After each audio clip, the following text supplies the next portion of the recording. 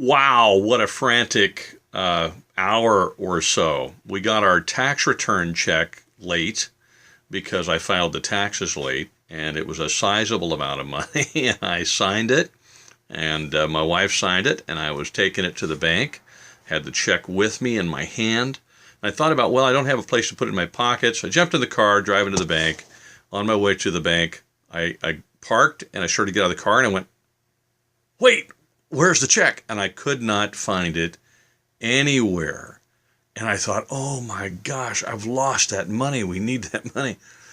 So, I get back in the car, search around the car, I look in the car, I cannot find the check anywhere. And I got back in the car to drive home. I thought, surely it's at home. And I prayed, and I thought, you know what, Lord, help me. Because right now I'm tempted to be really upset, and I'm really tempted to be just super worried and panicked and everything else. And I kept reminding myself, and I'm grateful for the Spirit, kept reminding me, do not be anxious about anything. Instead, Joel, just present your request to God humbly and thankfully, and away I went. And I went home, and I searched the house, and I couldn't find it. And I thought, well, maybe it dropped out of my pocket at the bank. So I drove back to the bank, and I couldn't find it on the ground.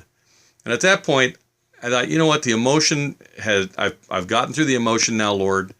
Help me just to be patient. One way or the other, if I can't find the check, it'll make things a little bit more interesting. But I'm sure that the government will put stop payment on it and issue another one. They'll charge us a fee or whatever. And if I find it, then it's your will. And if I don't find it, then that's your will. And I'm good with your will, whatever it may be. And I drove on home.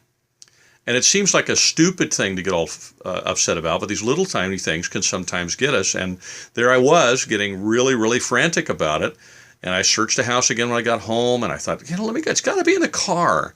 I went and looked in the car again, and I had put the check on the drink holder in the, that comes out of the dash when I was driving to the bank. And it had slid in a little tiny slit underneath, in between the drink holder and the dash, and it was in this little hidden spot behind the dash. And if I hadn't looked underneath the dash in just the right way, I never would have seen it there.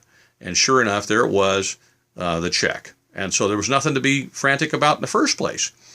But the whole point behind this is, again, it teaches me the lesson on a daily basis that God is in control, and that what's important for me to do is not pretend I'm God, but to make sure that I understand that He's in control. It's not appropriate for me to be anxious about anything. Instead, I'm to, with great thanksgiving and humility, present my requests to God and let Him make sure that His will comes true, whatever that may be in my life. Anyway, I just wanted to share that with you because it was a crazy, anxious time, but at the same time, a great and encouraging lesson. Thank you very much for watching.